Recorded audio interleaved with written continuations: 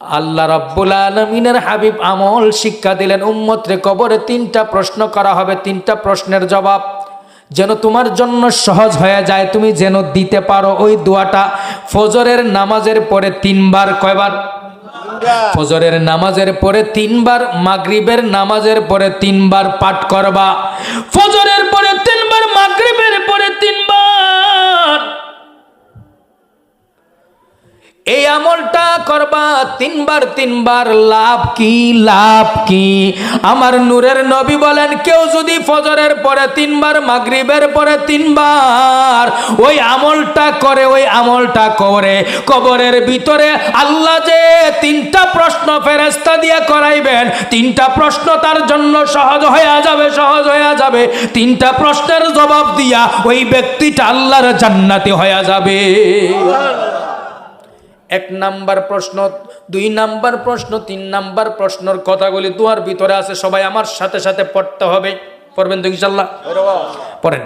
রাদিতু, আপনাদের আওয়াজ নাই, রাগ করছেন না আমার উপর? না না।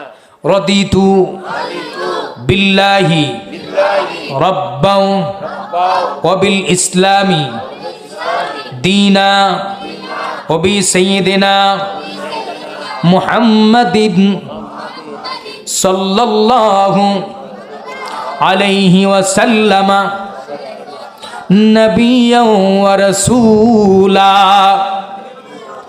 আবার পড়েন, রাদিতু বিল্লাহি রাব্বান ওয়া বিল ইসলামি দীনা ওয়া বি সাইয়্যিদিনা মুহাম্মাদিন সাল্লাল্লাহু আলাইহি ওয়াসাল্লাম নবিয়্যান ওয়া রাসূলা।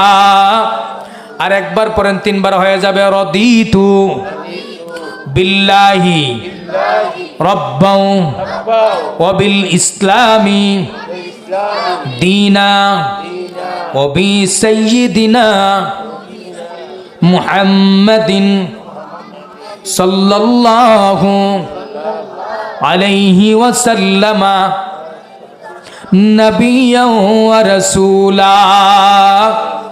চিল্লায়া কোয়া যাবে কি সুবহানাল্লাহ?